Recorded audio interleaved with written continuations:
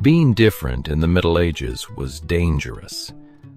Divergence from the accepted norms, whether in behavior, appearance, belief, or skill, exposed a person to suspicion, exclusion, or violence.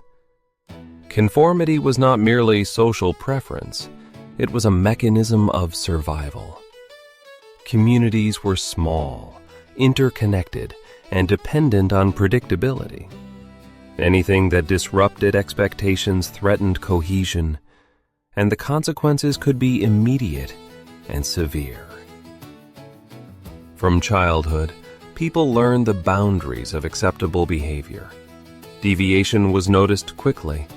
Those who acted, spoke, or appeared unlike the majority drew attention, and attention in this context was risk. The body, the voice, and even the way one moved or dressed were monitored by neighbors, peers, and authorities.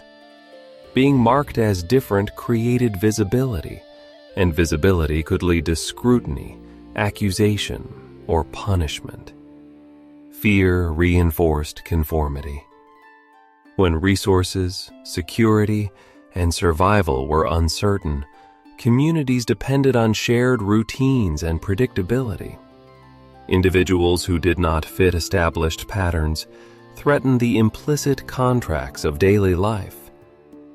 Nonconformity was interpreted as potential danger, a challenge to authority, a source of disruption, or a conduit for misfortune.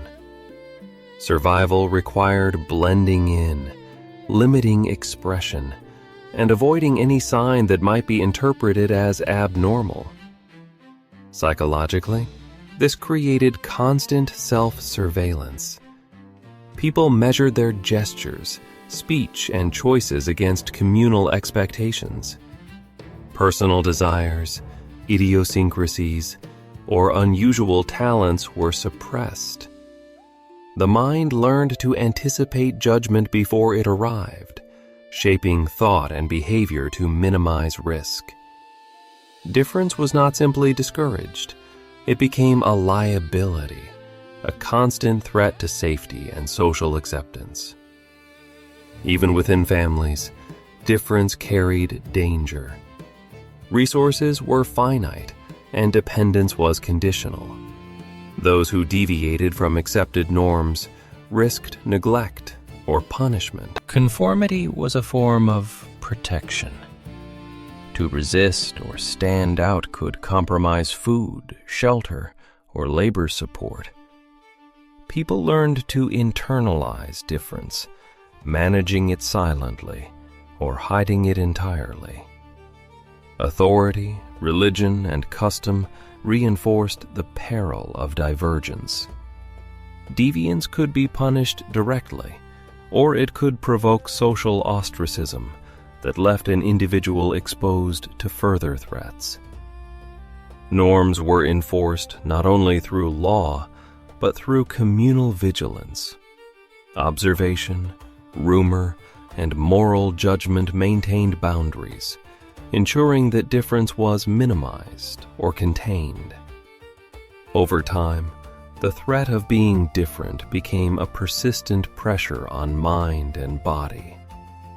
People adapted by adopting communal behavior, suppressing deviation, and internalizing caution. The cost of standing out was too high to risk, so survival depended on blending in. Life in the Middle Ages demanded conformity as much as labor or obedience. Difference was not tolerated lightly, and the consequences for failing to conform could be immediate, personal, and irreversible. As the consequences of being different became clear, people learned to internalize social boundaries, shaping thought, behavior, and identity. Difference was no longer merely external, it became a part of consciousness. Individuals measured impulses, concealed unusual talents, and moderated expression. The mind became trained to anticipate judgment, the body trained to avoid drawing attention. Survival required constant vigilance, self-discipline, and conformity. Communities reinforced these lessons through subtle observation. Gossip, reputation, and collective judgment monitored behavior, creating an invisible network of enforcement. Deviation was punished, not always with violence, but with exclusion, loss of support, or diminished opportunity. Social isolation could be as deadly as direct aggression, leaving individuals vulnerable to scarcity, labor exploitation, or danger. The risk of standing out shaped every decision, every interaction, and every act of self-presentation. Psychologically, this environment produced caution, restraint, and self-monitoring. People learned to weigh every gesture and word, to anticipate the consequences of being seen as unusual. Fear of exposure limited ambition, curiosity, and creativity. Expression became tactical, calculated to avoid scrutiny. Even pleasure and emotional release were tempered by awareness of communal perception. Survival depended on the mastery of visibility and the concealment of difference. Over time, these patterns shaped culture and social structures. Norms became internalized as self-discipline. Conformity was embedded in habit and expectation. Children learned early that compliance was safer than distinction, and adults reinforced boundaries through modeling, instruction, and observation. The social fabric relied on predictability, uniformity, and adherence to rules. Those who deviated risked breaking not only their own security, but the delicate balance of the community. Difference also carried moral and symbolic weight.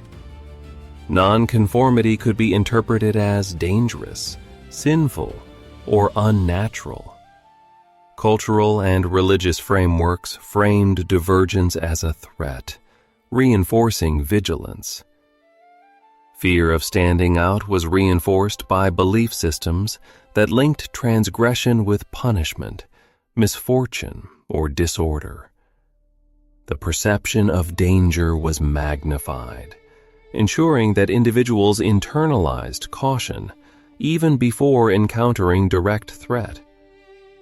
Ultimately, the risk of being different shaped daily life at every level. Thought, movement, expression, and relationships were calibrated to avoid detection and mitigate exposure. Conformity became essential for survival.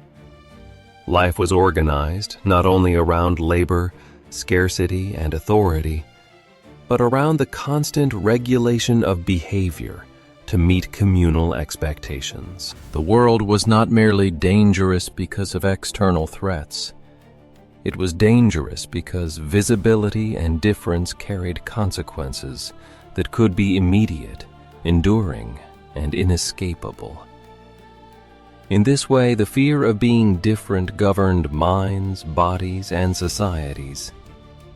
Survival depended on blending in, observing carefully, and controlling every signal that might mark a person as other.